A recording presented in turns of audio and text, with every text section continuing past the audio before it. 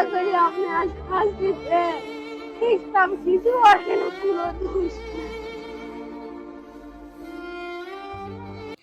নাটোরের বড়াইগ্রামে ২ বছরের এক শিশুকে জুসের সাথে বিষ মিশিয়ে খাইয়ে হত্যার অভিযোগে দাদিকে আটক করেছে পুলিশ। শনিবার রাতে উপজেলার ইকরু গ্রামে সাদাত শাহের বাড়িতে এই ঘটনা ঘটে। মৃত ওই শিশু নূর ইসলাম গুরদাসপুর উপজেলার সোনা রাজু পূর্বপাড়া গ্রামের শাকিল আহমেদ ও পায়েল খাতুন দম্পতির একমাত্র ছেলে।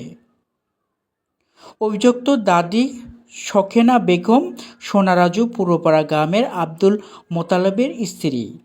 পুলিশ ও স্থানীয় সূত্রে জানা গেছে, ৩ বছর আগে উপজেলার রেলভা গ্রামের জাহাঙ্গীর হোসেনের মেয়ে পায়েল খাতুনের সাথে সোনারাজু গ্রামের আব্দুল মোতালেবের ছেলে শাকিল হোসেনের পারিবারিকভাবে বিয়ে হয়।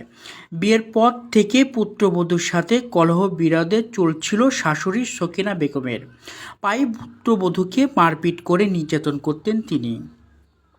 কয়েকদিন আগে মারপিট করলেও স্ত্রী নিয়ে শ্বশুরবাড়ি চলে যায় শাকিল হোসেন।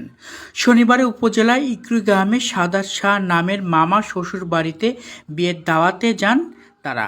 সেখানে শাশুড়ি আসেন। দুপুরে শিশুকে ঘুম পাড়িয়ে বাহিরে যান। পরে শাশুড়ি শিশুকে ঘুম থেকে তুলে জুস খান। এরপর শিশু অসুস্থ হয়ে গেলে তাকে দ্রুত উপজেলা স্বাস্থ্য কমপ্লেক্সে নিয়ে গেলে চিকিৎসক দ্রুত তাকে রাজশাহী মেডিকেল হাসপাতালে রেফার করেন। পরে রাজশাহী মেডিকেল কলেজ হাসপাতালে নেওয়ার পথেই শিশুটির মৃত্যু ঘটে। শাশুড়ি আমাকে জ্বালা যন্ত্রণা করতেছে। আমার শাশুড়ি আমাকে পছন্দ করে না, আমাকে ভালোবাসে না। আমার শাশুড়ি আমাকে দেখতে পারে না। বাচ্চা পেটে আসার থেকে বলে বাচ্চা রাখো না, বাচ্চা মারি ফেলে দিবি, বাচ্চা মানুষের বাচ্চা ছাগলের বাচ্চা আবার নন্দীর বলে অনেক লাঞ্ছনা গালছনা। এই 2 মাস আগে আমার শাশুড়ি জুস কোথায় পেয়েছিলেন? ছেলে সকালে কিনে আনছিল।